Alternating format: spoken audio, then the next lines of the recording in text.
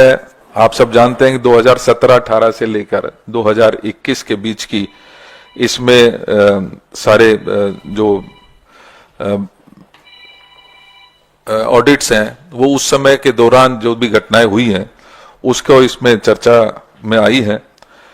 लेकिन इसमें महत्वपूर्ण पहलू ये है कि महत्वपूर्ण पहलू विशेष रूप से भाजपा और उसके बड़े नेताओं और तत्कालीन उपराज्यपाल की भूमिका से जुड़े कुछ सवालात हैं जो नजरअंदाज इस रिपोर्ट में किए गए हैं।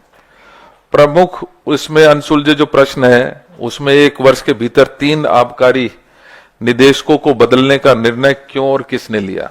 आप जानते हैं कि 3-3 जिस समय ये आबकारी नीति बन रही थी उस समय 3-3 कमिश्नरों को बदला गया। तो ये किसके आदेशों पर किया गया और ये निर्णय क्यों लिया गया। इसके साथ साथ दिल्ली में शराब के नए ब्रांड्स को बढ़ावा देने का काम की जांच जरूरी है। आप जानते हैं कि बहुत सारे ऐसे नए ब्रांड्स इस दौरान इन्होंने इंट्रोड्यूस किए जिसकी जांच बहुत जरूरी है। इसके साथ साथ केजरीवाल सरकार की लाई गई शराब नीति को लागू करने की अनुमति तत्कालीन उपराज्यपाल ने दी थी, फिर इस पर कोई जांच आज तक क्यों नहीं हुई है। मास्टर प्लान का उल्लंघन कर शराब के ठेके खोलने के लाइसेंस कैसे दिए गए, इस पर विस्तृत जांच करने की जरूरत है।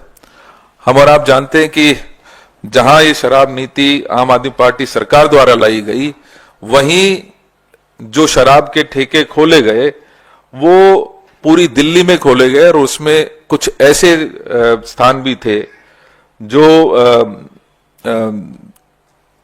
उसको क्या कहेंगे, नॉन कन्फर्मिंग एरियाज जो थे उसमें भी ये शराब के ठेके खोले गए। ये किसकी अनुमति से खोले गए, किसने इसकी इजाजत दी।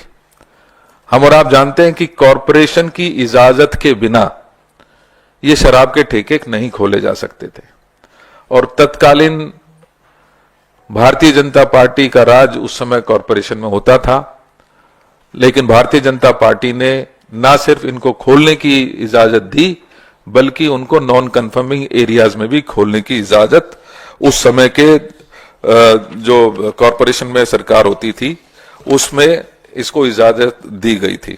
तो ये एक बहुत महत्वपूर्ण जांच का विषय है जिसको पूरी तरीके से जांच की जानी चाहिए।